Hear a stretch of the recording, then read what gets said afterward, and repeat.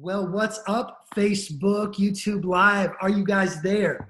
I am seeing you come in the room. Come on, get a seat at the table and join the conversation. We are so glad to have you with us, whether you are watching live or on replay. We know some of you are watching on IGTV, but no matter who you are, where you are, and when you're watching, we're really glad to have you here with us today. This is going to be a significant time that we spend together today. Number one, I'm really excited to have my partner in crime sitting right here. You don't do these with me very often. Well, you don't ask me very often. Well, if I did, you'd probably say no, but don't mess this up so I can ask you to come back again. I'll try not to. I'm really glad to have you with me tonight. I'm so happy to be here. The viewership, the comment, all of this can go up, up, up, up because this beautiful face is right here next to mine. But we are just so excited about what God is going to do. Yes.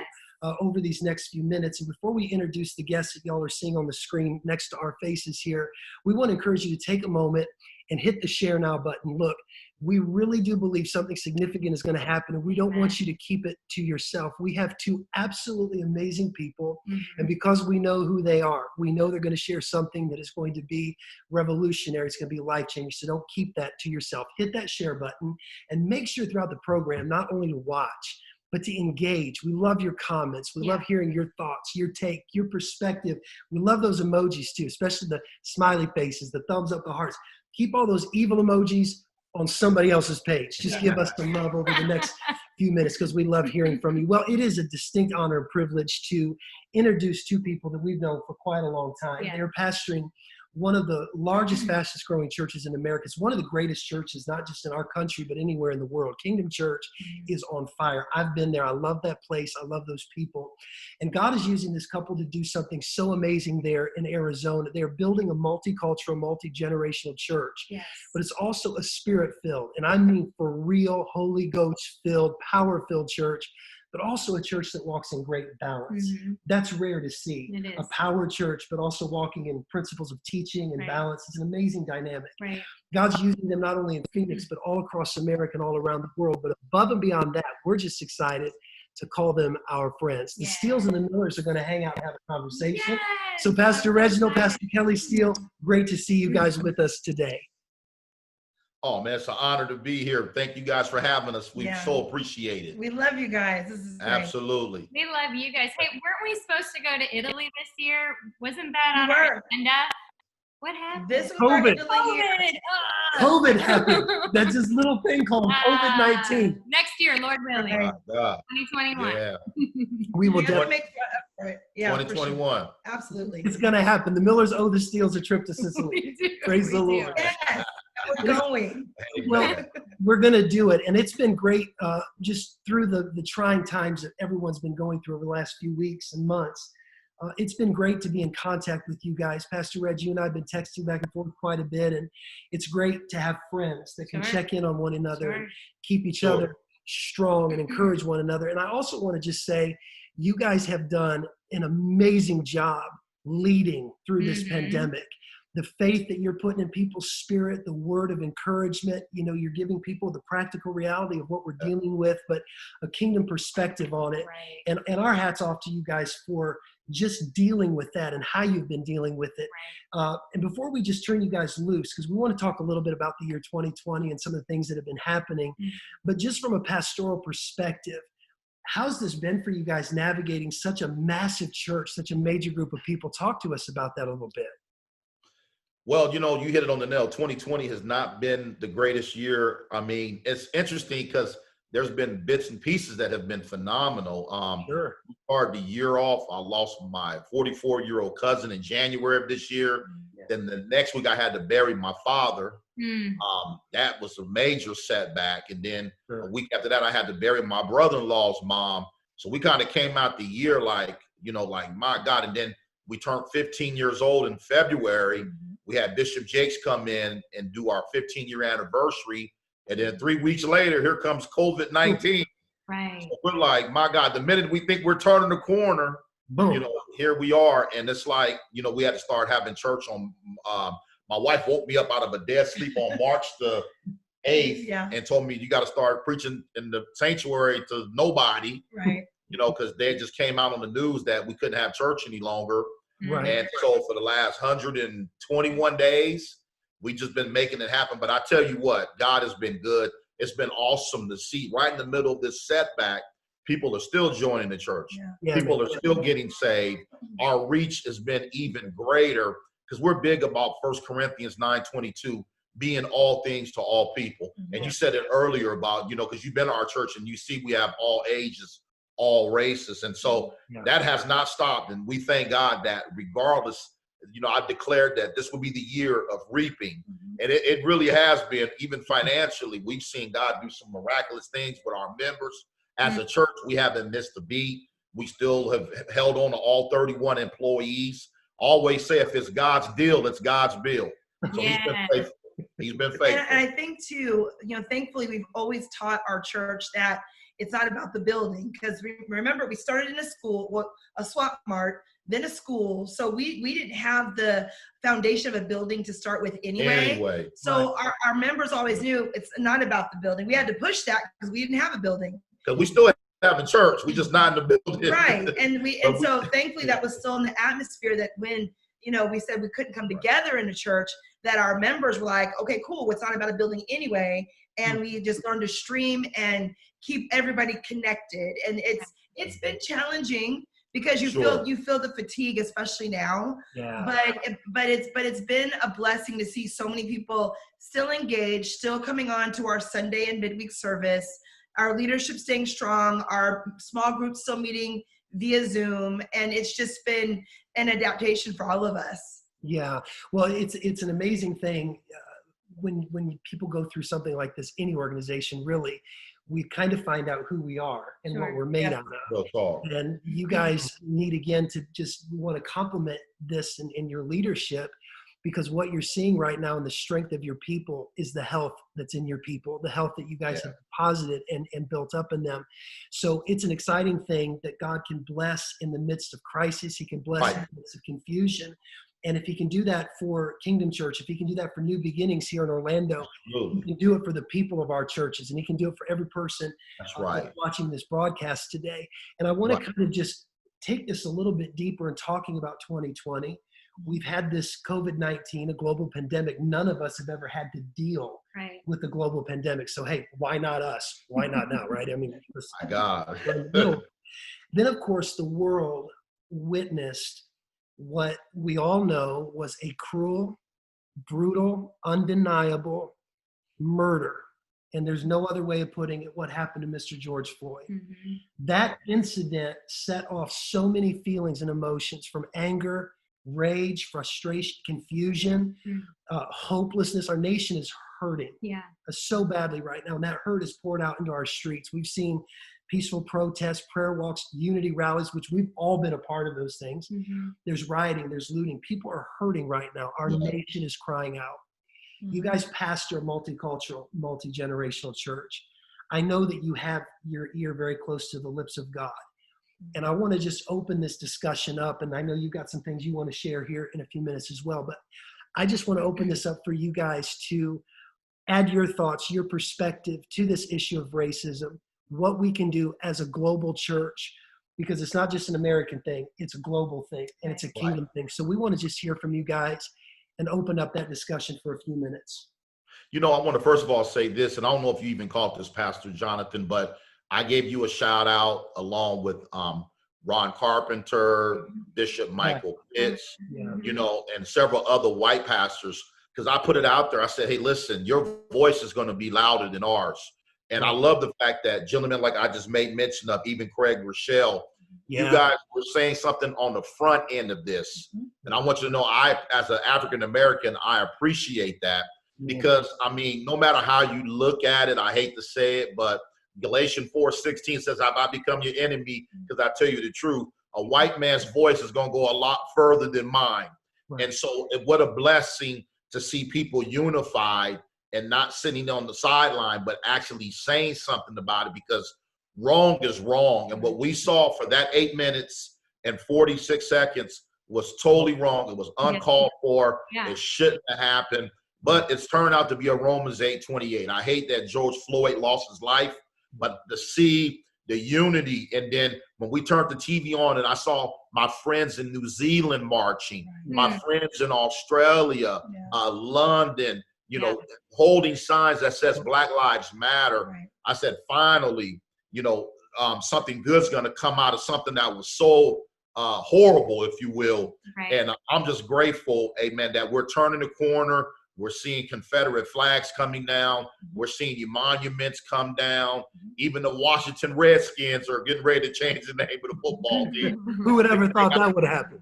Right, exactly. Not in this day and time, you know, but there was a lot of anger initially. You know, Ephesians 4:26, it says, be angry, but sin not. Because God knows my wife worked for the police department for 13 years. And I never forget, I woke up, she woke me up, because she worked at 3 p.m. the midnight shift. And so we only had one car back then. So I had to wake up to go get her. And as I'm being pulled over, I said, well, I'm about less than a block away from the police department. So I pulled into the police department by cop cars, and they still threw me against the car. Why didn't you stop a block back? I'm like, my wife's a dispatcher. She's in there right now picking her up from work. Why are you pulling me over? They were like, well, you swerved. And then my friend Rolando, who was a police officer, had to come out the precinct and go off on those guys. Then my wife came out. She's like, what are you guys doing? That's my husband. They didn't believe me. You know, so I've had my issues in the past. And I mean, that was just one. That's just one. One of many. That's one of many. But that's what we're used to at being Black in America. And I think it's interesting for us because we are obviously Black pastors with a multicultural church. And we've purposely tried not to make race an issue within our church because we just want to be about the kingdom, right? But when something like this we're faced with, in a time where the whole world is paused to watch this injustice, and I believe God's timing, although I'm sorry for his life being lost, I believe God's working out the timing with that. We, for the first time as Black pastors, had to stop looking at offending anybody, making someone uncomfortable, not making too much of a big deal. Because it's like playing chess. You know, you got to be careful. You got to be really, you don't want to step on anybody's toes. You don't want to offend anybody. We finally, for the first time in our ministry, actually said, hey, we're Black.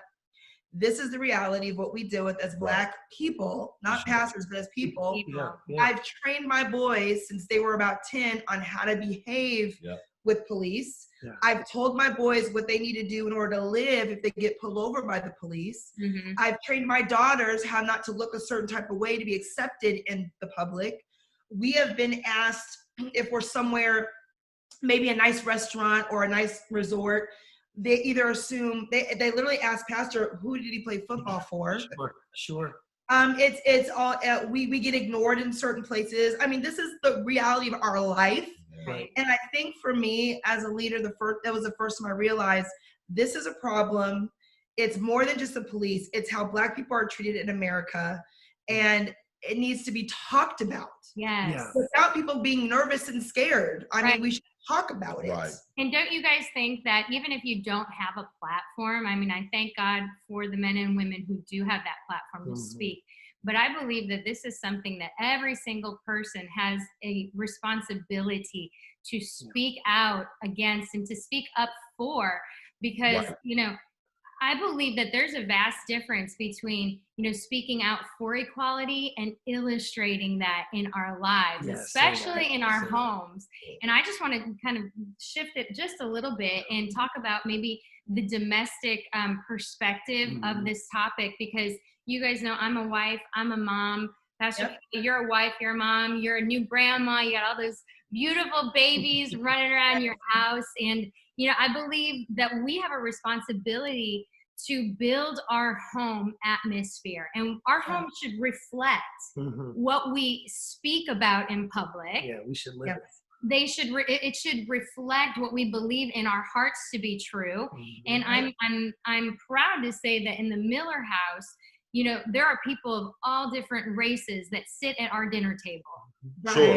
Sure. There are people from all over the nation that come and they stay with us. There are guests, there are brothers, there are sisters, there are friends, there are neighbors, there are colleagues. So I think, especially as a mom, one of the greatest ways that we can instill truth and equality is simply living it out, illustrate it. Don't just talk about it, show them. Right. I think it's lacking in so many households all throughout America and the globe. And I really do believe that it begins in the home. It does. Christina, you're so. Let me just add this real quick. You're so right on that with the home. I firmly believe this. You cannot care about someone you don't fellowship with. Yes. Right. Yes. Impossible. Right. Yes. Right. It's So impossible. if you're having dinner, if you're having friends come over, if you're outside of your small group, outside of your church, outside of your work, you're going to care about people because you fellowship with them. Right. But if there's no fellowship, there's no connection. Right. Absolutely. It's so powerful. Pastor Reginald, what were you going to say? I was going to say, you know, Acts chapter 28, verse 30, it says Paul rented a house for 2 years and he received all. And then when you look at Acts 28, 31, the very next verse, and it says, and he preached the kingdom. And it's unfortunate that we are still living in a day and time where a lot of churches and a lot of homes don't reflect that. And that's why, thank God, we connected with you all 10 years ago. Yes. And then from there, you connected me with Michael White in London. Yeah. You know what I'm saying? You knew that there would be a connection. But you guys are kingdom individuals. Exactly. And not everybody's kingdom. And unfortunately, especially now, we're really finding out We're seeing who it. has a kingdom mentality or not. Yeah. And it's been painful. It really to see has. the reality of where we are within our leadership, with our peer group. Right. Yeah, it is very sad. And you guys are saying something that's just resonating in my heart. And it's the word kingdom, because Right. we racism is real. It's an issue. Sure. Not taking away from that. But I think people need to begin to transition and see it as more than just a race issue, because it is a kingdom issue. It's a human It's a being human issue. Yeah. I had the ability to speak at a very large rally here in Orlando. The Orlando mayor was there. Different members of government were there. And one of the things that I made very clear is that when I look at the situation with racism, when I look at what happened to George Floyd, I don't look at it just as a pastor, and I don't look at it just as a white person, a white male. I look at it as a human being, because as a human being, you cannot watch what happened to that man and not be angry. You cannot, as a human being, watch it and not be hurt. So as a human being, forget white, black, whatever, I'm hurting, I'm confused, because as a human being, I care. There's a massive group of people, a demographic of people that I care deeply for, that are deeply hurting. And unfortunately for people of color, and you guys know this better than obviously we do, it's not a new hurt. It's something that as a people and as a culture has been endured for way, way too long. But because people of color are hurting right now, I'm hurting right now. Because they're mad, I'm mad. Because your fight is my fight. It's our fight. It's mankind's fight. And so we're just lifting up our voice as loud as we can to business leaders, preachers, community leaders.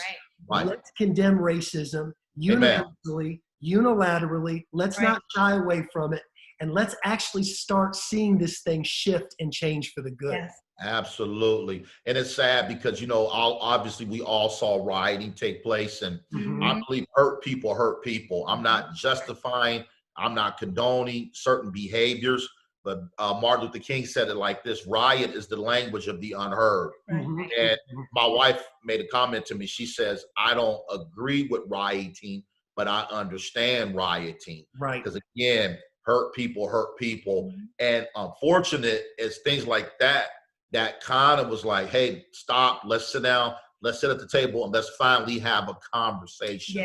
And so that's been a blessing to see the dialogue open, because we've been a part of marches and talking to chief of police. But we're good about the dialogue and good about the conversations and not afraid, or we don't shy away from them, where I think some people, not you guys, because your whole mindset is kingdom already, but I believe that more church leaders, and of course homemakers as well, especially at home, because it's, again, that we'll get into that, Christina, in a little bit, but as church leaders, we need to be the ones to say, racism is wrong, it stems from slavery, it goes back to our heritage as a nation. Let's get our history books right. Let's properly address why another human can see another human die and not be connected. That goes by generations of years, as white men owned slaves, traded, raped, and killed, and hung, and beat, and separated families. There couldn't be an emotional connection. because we weren't seen as human. We were less human. Right. So the reason why a person can watch, we can watch George Floyd die. We're like, my God. Right. But there's a group of people that can watch it and say, oh, change the channel. Sure. Because there's something generationally doesn't connect with the fellowship of the person. Wow. It's deep and it goes down. And I know it makes some people feel uncomfortable. It doesn't mean you're racist. Right. It just means that if you're not fellowshipping with all people, you won't care about all people. And that's really what it comes down to. We're beyond the day of saying, I've got a black friend. You know, we're beyond that day. I couldn't agree more. It needs to be, they preach in my church, I fellowship with them, they stay with my family, we vacation together, our kids know each other, we talk about issues around the table that are right, wrong, just, and unjust. And like you said, Christina, we raise our kids up that all people are good and worthy and should have the same sort of benefits living in our great country as all of us. Right. And I even challenged mothers early on when this first came up, you know, talking about it. I asked the mothers, you should be concerned if your kids have no black friends or Hispanic friends or white friends. Something's wrong. You as a mother should say, why is your friend only this particular race? Right. And you know, why is the birthday party all full of blondes? You know, that or all black braided little girls. Right. Something's not right. If that's your circle of life. And we've got to be make sure that we are representing the kingdom in our homes. Yeah. But for too long, we don't. Again, there are people that think the one black friend is enough, the one white friend is enough, and that needs to stop. And I believe God is the one that's exposing all of this. This is when we knew there was a problem. When we were 27 and 26 years old, we were under white pastors for 5 years. Yes. And they mentored us. And he always told me, he said, hey, listen, black men have a message, but you guys don't have a method. And he was absolutely right, because the church we came from, they had a message, but they had no methods. And so he told me, what you don't get by revelation, you'll get by association. He said, let me mentor you for 5 years, and I'll show you how this works, and you can be a pastor. He said, because I can see the potential in you and your wife. You guys are going to be mega one day. And I said, yeah, you know what? And we want to have a multicultural church like you. Right. And he started laughing at me. And I'm like, why are you laughing, Pastor? And he said, because it's going to be harder for you to have a multicultural church than for myself. And I said, well, why is that? And he said, well, because most white people have a heart condition. He said, a white man will not submit to you. And then he laughed at me again. And I said, why? He said, because of a heart condition. He said, it's been bred in us as white men that we're better than you. So why would I submit my family to you? And I said, well, I beg to differ. I said, when time for me to leave, I believe we'll have a multicultural church, because first of all, Arizona's only 3.4% black. So that means you got more black bears out here than black people. So so we made a decision after being there for 5 years, and here we are, you know, 15 years later, we're 26% other. But we've had to work hard at that. Had to be. It's been intentional. Yeah. We've had to pray about it. I'll never forget one of our biggest services when we were probably not even a year old. Right. It was our biggest service, but it was all black. And we cried. We went home, we prayed. We said, God, you did not show us this. And this is not what a kingdom church looks like. Right. And then I think the next week, like 12, eight white families showed up. So that was an intentional prayer, sought after, on purpose. And then we've got to mold your people. We want everybody here. This is not a black church. This is not a white church. We want everybody here. And we literally had to tell our black people that this, because they were like, oh, finally we got a black church in Arizona. I'm like, no. This is going to be a church for all people. Right. And we made some people upset, and they decided to move on. And Amos 3:3 says, how can two walk together unless they agree? And if you can't be in harmony with that, this is not the church for you, because we're trying to, at the end of the day, we're trying to impact all people. So we've always been involved with the struggle of keeping races together. Right. What we didn't deal with, I don't think, is the reality of systemic racism in our country, and the absolute, no longer can we deny the police brutality in our country as well. And the stats and the numbers don't lie. And that's a new piece that we've picked up on, where we're boldly saying as pastors, it's wrong, it's not right. I'm pro-police, sure, but I'm also pro-Black Lives Matter as well. Yes, of course, every life matters, but in this moment, we need to focus on Black Lives Mattering, because if we didn't have to, we have to say that to remind people Right. You can't kill us. Right. You can't shoot us. You can't treat us this way. You can't. We're seeing it everywhere, you guys. People's hearts are being exposed all over social media. Yeah. And it's not okay. Right. And it's okay for us to finally say something about it. You know, as you guys are talking about this, the systemic racism, how it's bred into people. Yes. I couldn't agree with that more. And at this stage of my life, it's so clear to me that racism really is a matter of the heart. It's a heart issue. It's a sin issue, not just a skin, but a sin issue.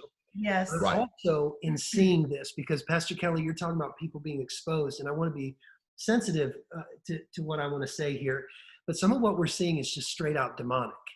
Yes. Very much. Yeah. And that lends me to believe with all my heart that racism is a spirit.